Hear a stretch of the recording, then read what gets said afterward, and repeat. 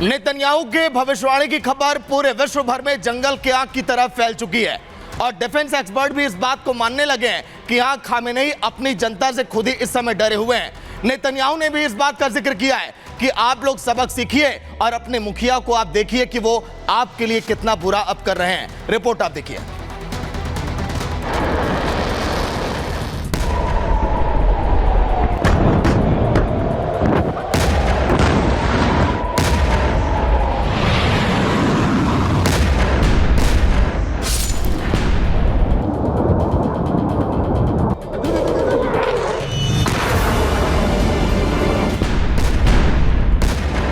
Israel और Iran के बीच तनाव चरम पर है। ईरान और इजराइल पिछले महीने में एक दूसरे पर भीषण मिसाइल हमले भी कर चुके हैं और अब एक बार फिर ईरान और इजराइल एक दूसरे पर हमला करने के लिए तैयार बैठे हैं।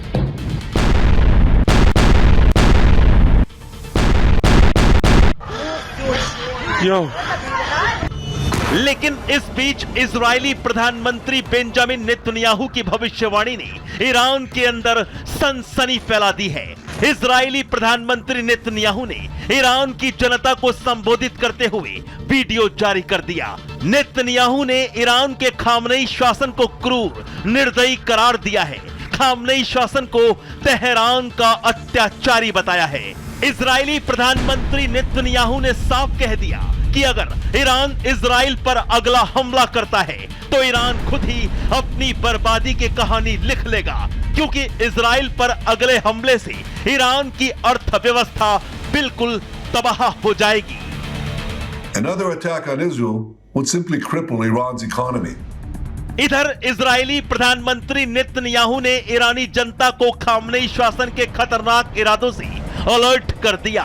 नेतन्याहू ने कहा कि अगर ईरानी सरकार इजराइल के साथ युद्ध की जगह शिक्षा, स्वास्थ्य और बुनियादी ढांचे पर खर्च किया जाता तो ईरानियों की जिंदगी बदल जाती, लेकिन इसकी जगह खामनेई ने शासन की क्रूरता दिखाई और दुनिया को आपके देश के खिलाफ कर दिया। नेतन्याहू ने कहा कि ईरान में खामनेई की सरकार इजराइल से ज्यादा अपने नागरिकों से डरती है।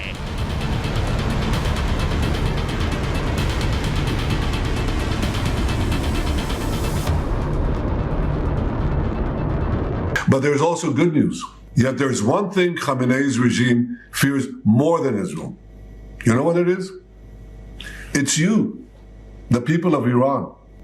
Don't let your dreams die. क्या खामनेई सरकार सच में ईरानी जनता से डरती है? क्या ईरान का विकास खामनेई की लिस्ट में नहीं है?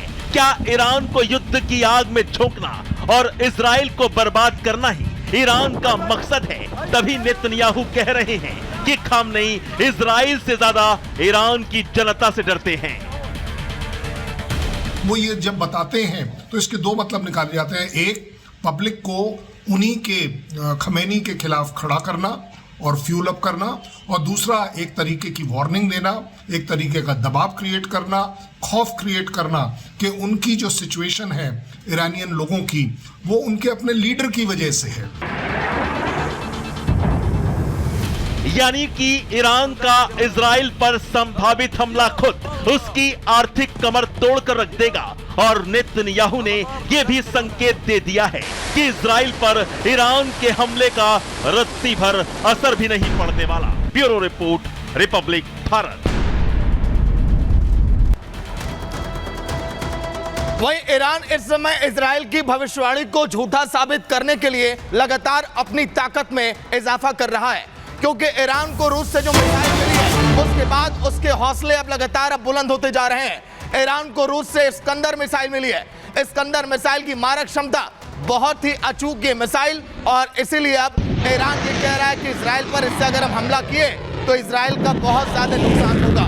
नेतन्याहू को इस समय कड़ी चुनौती ईरान इस मिसाइल को पाने के बाद अब दे रहा है। ये देखिए रूस की जो ये मिसाइल है ईरान की ताकत में किस तरह से इजाफा ये कर रही है, लेकिन इजराइल ने बार बार इस बात का जिक्र किया है कि अगर एक भी हमले हुए तो इसका पलटवार भी किया जाएगा।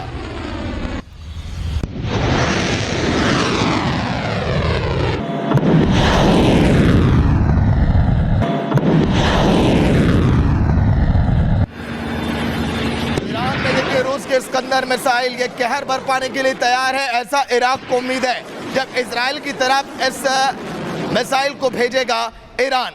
लेकिन इस उम्मीदों पर पानी फेरने के लिए नेतन्याहू पूरी तरह से तैयार है।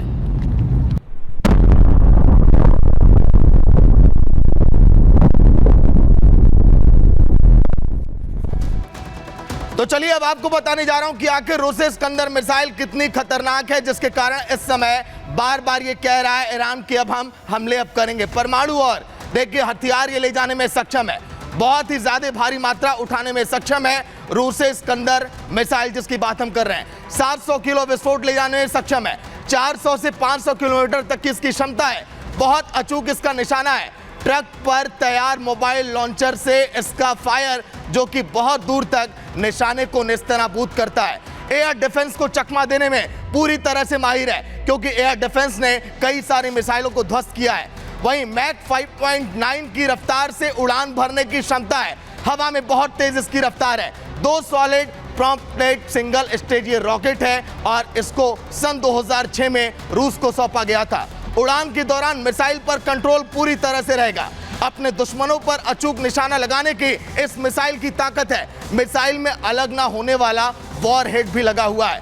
पीछा करते हुए टारगेट पर ये कैसे अटैक करेगा, रूस इस बात को बखूबी जानता है। इसीलिए लगातार खामेनेई इस बात का जिक्र कर रहे हैं कि इस मिसाइल के आने के बाद अब हमारी शक्ति और भी ज्यादा बढ़ चुकी है। अमेरिकी पैट्रियट सिस्टम भी ये तबाह कर दिया था। जब रूस और यूक्रेन में जंग जब चल रही थी लगातार, तो उस समय इस मिसाइल ने अपनी ताकत को दिखाया था और यही वजह है कि अब बार बार खामेनेई कह रहे हैं कि इस मिसाइल के आने के बाद हमले तेज अब करेंगे।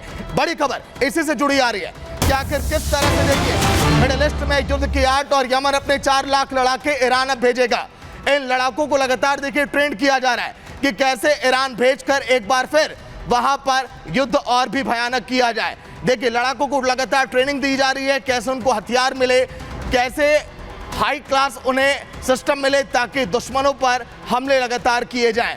देखिए ईरान जाने के लिए यमन के लड़ाके पूरी तरह से तैयार हैं। पिछले काफी दिनों से लगातार इन्हें ट्रेनिंग दी जा रही थी।